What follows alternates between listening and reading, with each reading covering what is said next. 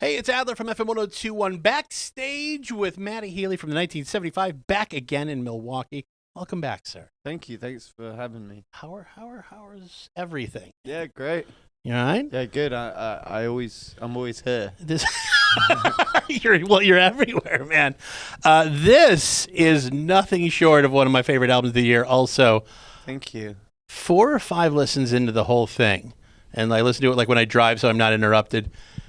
Baby making music. All right. I'm saying at the end of 2023, I think there's going to be a lot of posts of this is our new baby Caroline, and it's just like it is. It's beautiful. It's wonderful. We talked on Zoom a while ago about the guys and you guys producing it, and you and Jack, your chemistry together. Yeah. We became good friends. Just he seems like a great friend to have.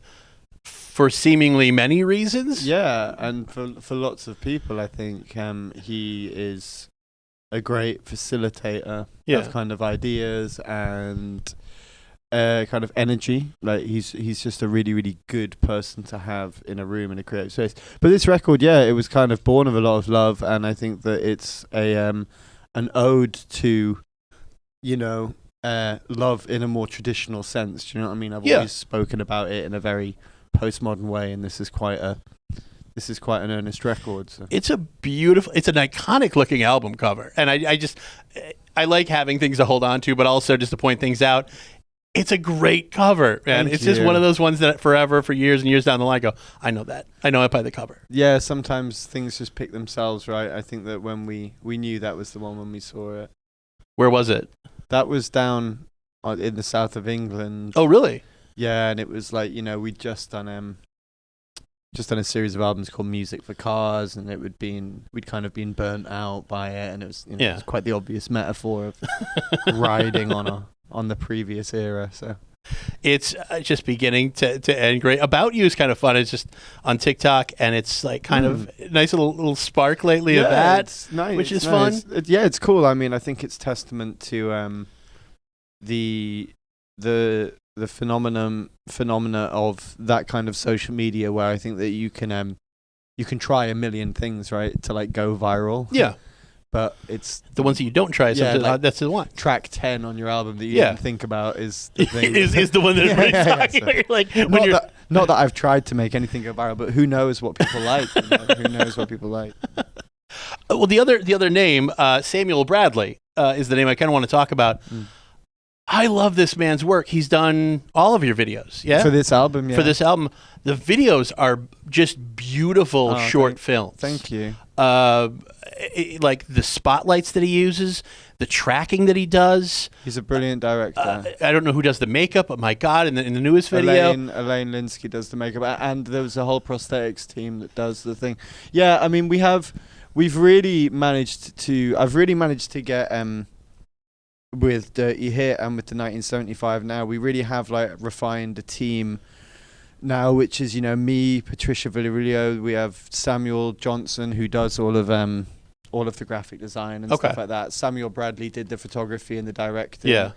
So for the music videos, I write them, but because then I'm in them, I don't really want to direct them, and I always want to find a director who's better than me to really elevate the whole thing. So, it's, I mean... When you say right, you're talking about the linear, almost like storyboarding it? Yes. Okay. Yes. Okay.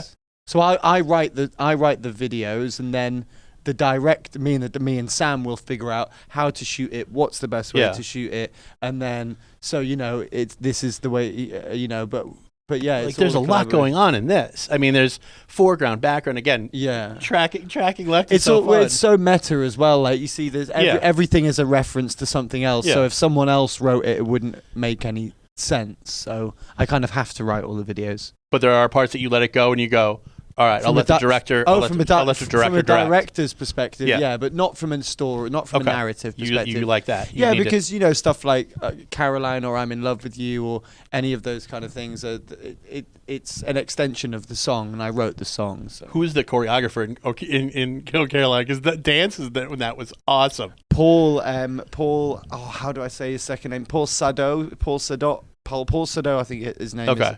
I can never pronounce it. He's like an old school. He's like an old school Northern Soul choreographer. Like a theater?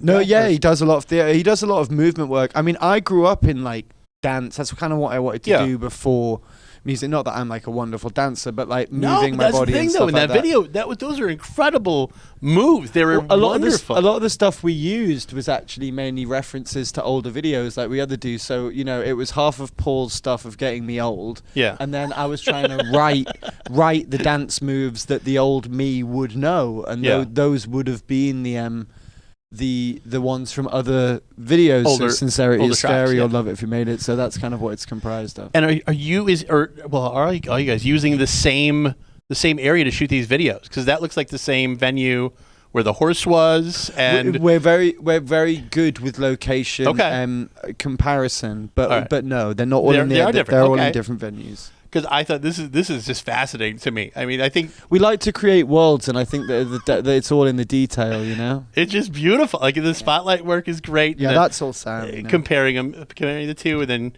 making you probably think, God, what is it going to be like when I'm 60? I know, 70. Sam and Patty did a great job on that. That being said, so 20 years. By the way, congratulations, 20th anniversary of the band. I don't know if anybody really mentions it. I do.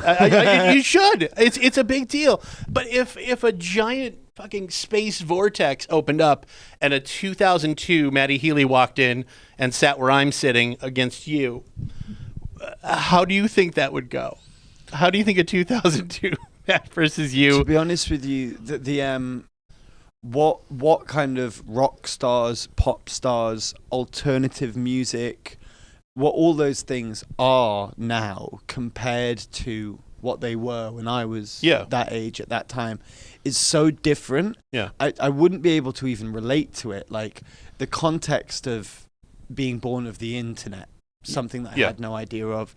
The idea of being able to be global because of that. Yeah. The idea of staying local wasn't a humble idea that I had. Mm-hmm. It was a geographic idea because the internet wasn't a thing where your band could just get a following in Los Angeles because of a web because somebody loved 3 songs. That wasn't how it worked. Yeah. So you had to get a record label or something. So I wouldn't have understood how we'd got big because playing 500 capacity in Manchester for me was everything. Yeah, I mean, when you think 2002, however many miles you can get on train, bus, van, cargo, that's your extension of how far you can go. When somebody's like, and somebody can sit you down again. You're 2002. You can sit here and you can tell yourself, sky's the limit, man. It's like you can go farther than your geography, and you're like 2002 going. Fuck you. You're an insane person. You'd never understand it, no. It's got to be fun, though. Looking back at 20 years is you as a band is so much more different, I think, than other bands I can think of a 20-year span. Yeah. How you've gotten to where you are, that you have pushed yourselves really artistically, I think. And this is, I think the videos are a big thing of that. Yeah, I mean, I think that, because we've been doing it since we were 13, we've kept doing it for the same reason. Yeah. Which is because it's fun.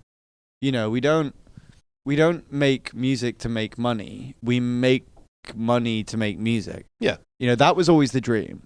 To feed the dream. Have enough money to just be able to make music every day. So that's what we get to do. So, I mean, I was just thinking about it before, like when we were just like, because we really do just like fuck around, like do what you want to do, though. Yeah, but not even just in a kind of arrogant rock star way. Like we play, we just like play around all day. Yeah, but it doesn't sound like you ever waste anyone's time. I think you seem to respect everyone's time. Yeah, because again. I don't think Jack Antonoff would drop everything unless he really, enjoyed your work, enjoyed you guys personally, and did this with you. I think we're very. We don't take a look at me in a. I love that hat. We don't take ourselves seriously whatsoever at all. But we take art, we take our work and anyone else's work and time very, very seriously. But I guess there is one kind of last thing is with your friendships with people. I know you guys played Florida and you jumped on stage with Dashboard And Chris Carrabba said the 1975 is the greatest band in the world. Yeah, he's the sweetest. He says that to me quite a lot. Does he? He's a fan? No, he's a friend. He's a friend. We've been friends for years. Scott, the bassist for Dashboard, lives in Milwaukee. Right. And he was supposed to be here tonight. And I was going to bring him in, but he didn't make it. Well, all of the emo heads kind of like seem to really like 75, whether it's Early November or the American football guys or, you know, like the other Kinsella brothers, you know, like the Cap and Jazz lot. So like people, I think Mike Kinsella was at the show last night. Okay. So, and Walter Schreifels, shout out, one of my idols. But Love it. But yeah, so yeah, it's cool. But I mean, it's nice. It's nice to be It's good to have revered, friends. and that was really fun for me to play. Yeah. To be in Dashboard for 10 minutes because I've been in Green Day for 5 minutes, and I've been in Dashboard for 5 minutes. You didn't tell anybody about the Dashboard either, right? Did Chris and you just figure that out, or We didn't think I was gonna get. I got there to the stage literally 4 minutes before they went on, and we'd been talking about it, and I was like, I know hands down. Yeah. And if it's in E, like I can jump in? I can do it. It'll be fine. So we did it. It was great. How is the time after? Like when you're on stage, I'm sure is it different? Oh, I was more like after show buzzed after that than I your am. shows? No, yeah. I'm so exhausted, but that's only because I'm so exhausted after my shows. Again, that's the only reason I say if a 2002 you were like, listen, you're singing Dashboard to yourself right Exactly, now. exactly. Eventually, you're going to be on with him, and then That would be a moment. that would be the one moment I then would he'd go freak back out. in the Yeah, space portal and it'd I'd be done. freak out. That would be good, man. Well, I want to get you to your show. Yeah. Thank you for the time, man. No worries. Always great to see you, man. Thanks so much. Take care. Cheers. Take care, man. Thank you.